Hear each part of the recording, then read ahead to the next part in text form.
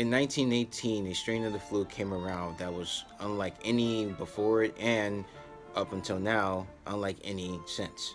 Hi, my name is Justin, aka Ghost Reader, and today we're going to talk about the 1918 flu and its effects on a world at war. This is part of my Remembering World War I series, and you can find the rest of the series in the links in the description box below. A lot of the information presented in this video comes from the book The Great Influenza, the story of the deadliest pandemic in history by John M. Barry. Now, 1918 flu was also called the Spanish flu, and that's not because the flu started in Spain. The reason it's called the Spanish flu is because at the time it was prevalent, a lot of the newspapers around the world were censored by their governments because they were controlling what the newspapers were saying in regards to the war. And to keep up morale, a lot of them did not talk about the Spanish flu, or the 1918 flu. However, Spain, which was not part of the war and had papers that were relatively uncensored, did talk about the flu, and hence the name Spanish flu.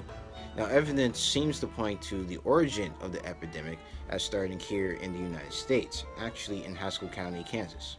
The doctor in Haskell County noticed that an unusually large number of people were getting sick with something that he suspected was influenza. He was actually so overworked that he would actually just get in his buggy and sleep while his own horse made his way home. He reported this to the National Public Health Service, which at that time did not require doctors to report outbreaks of influenza. Now, there's a possibility that the influenza outbreak could have been just confined to Haskell County. However, the war was going on. So men from Haskell County went to army camps and they took with them the flu or influenza. So at Camp Funston, which was also in Kansas, which was overcrowded and had about 56,000 men there, 20% of the men were hospitalized, while 38 dying from influenza. And as men were being shuttled to other army bases, about 24 to 36 largest army bases in the United States were affected by this outbreak of influenza. These soldiers then were being sent to Europe, and some of them were taking the influenza with them across the ocean. So when they arrived in Europe, they also spread the disease. The influenza virus attacked French, British, and American troops, but also attacked German troops as well, and may have contributed to the slowing down of the last German offensive on the Western Front, with it being reported that 1/3 of artillery brigade was taken out within 48 hours due to being ill. Influenza then spread from the soldiers to the civilian population, and from there it spread from France to England to Germany, and then across Europe, and eventually across the world. However, this was a relatively mild form of the influenza virus in 1918. In France, only one of the 40,000 men that were hospitalized in the French army died, and of the British fleet, only 4 out of about 10,000 soldiers who were affected by influenza actually died. However, there were signs that this could be something more serious. When it hit Switzerland, it was considered by some to be the Black Death, and when it reached Sierra Leone, it killed 3% of the African population, who came in contact with 6 sailors. But this was only the first wave of the influenza virus. The second wave of the influenza virus came in the fall of 1918. When the second wave did hit the world, it hit really hard. At Camp Devens, an army camp about 35 miles outside of Boston, 1,593 men died in one day, with the camp beginning to average 100 men dying a day. Doctors and nurses worked from 5 a.m. in the morning till 9 p.m. at night, and of those doctors and nurses, some of them became sick and died. From the Red Cross, for example, they sent 18 nurses, and of those 18 nurses, 8 got sick and 2 died. Evidence shows that the places that were hit with the virus first were hit relatively the hardest. So on the East Coast and the South, places there were hit really, really hard, while the West and the middle of America weren't hit as hard as the first places where the virus popped up. For example, Philadelphia was one of the hardest places hit by the 1918 virus in the second wave. So on September 28th, Philadelphia held a parade to help sell war bonds. The mayor was warned by doctors not to hold this gathering, as gatherings and infectious diseases do not mix well. And within 72 hours of the parade, hospitals had closed because they were completely filled, with people offering $100 in bribes in order to get a spot within the hospital. By October, 117 people were dying a day in Philadelphia, and in one day, 800 people actually died, which outpaced the number of people dying from other causes in a week in Philadelphia. The medical schools dismissed their students and had the 3rd and 4th year students help out doctors who were being overworked as well, And when those third and fourth years were being given orientation as to what they would be doing, they were basically told that nothing they had on hand was actually working. Doctors were actually using anything they could get their hands on: the vaccines for diphtheria, uh, treatments for cholera, putting on gas masks, cleaning them out with germicide, but nothing seemed to be working. However, scientists were working as hard as they could to find a solution to the problem. The thing is, they were looking in the wrong place because they thought that it was being caused by a bacteria, which now we know that influenza is in fact caused by a virus.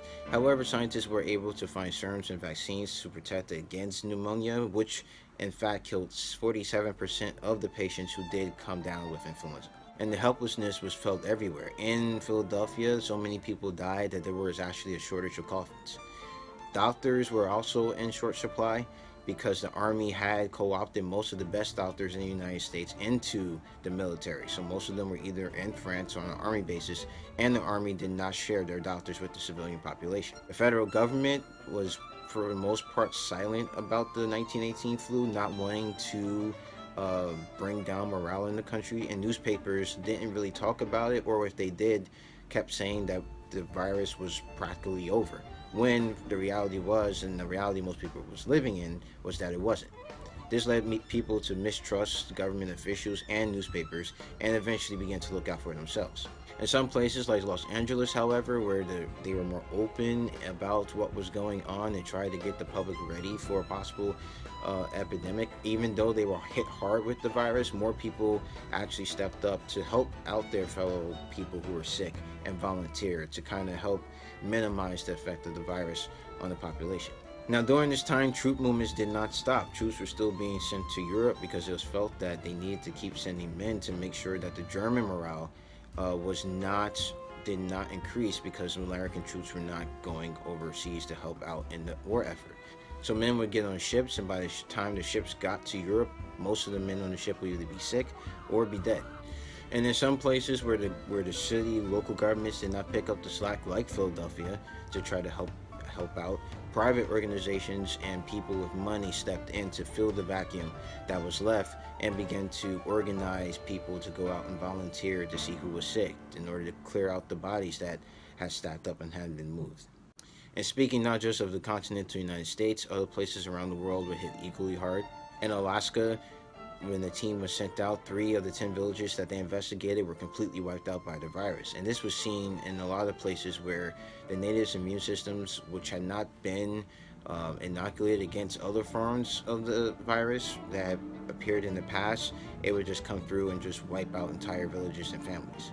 In India, trains would start off from one location full of healthy people, and by the time they got to the end of the line, most people on the train would be dead or dying. In South Africa, one man reported getting on a streetcar, and within a 3-mile trip, 5 people on the streetcar died, including the conductor. So during the epidemic, health workers began to realize a trend during the second wave, that basically in the civilian population, there was like a 6 weeks from the first case to about the peak of the outbreak, and then army camps between 3 to 4 weeks. This gave the government and the organizations helping, like the Red Cross, an idea of where to put their resources to try to minimize the suffering happening there. However, organizations helping out, like the Red Cross, were being overwhelmed by the amount of people that were sick. One Red Cross organization reported that 2,955 calls for help had been received.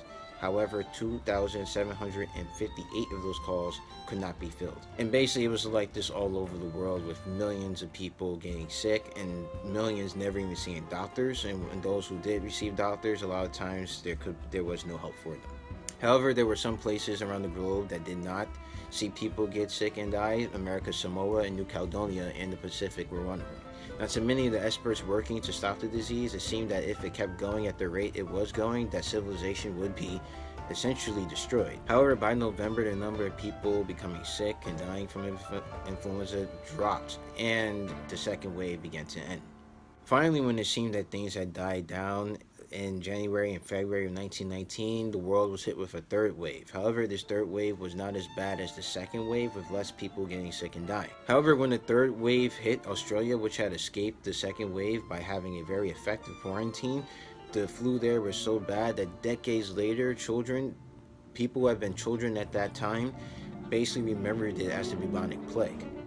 Now, by the time the third and final wave of the pandemic was over, about 50 million people in the world had died of the 1918 flu.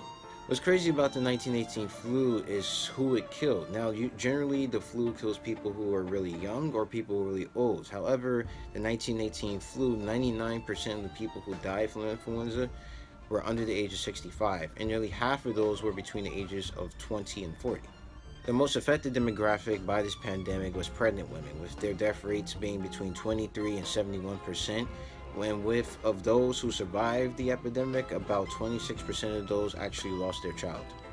Now, since the 1918 pandemic, there's been a lot of research into the flu. We come up with vaccines for them, and the vaccine is actually, at least here in America, is you can get at your pharmacy or at your doctor's office, depending on your insurance. And there's been a lot of research into the original 1918 flu itself, with the genome being sequenced and scientists looking into why it was so virulent and so deadly.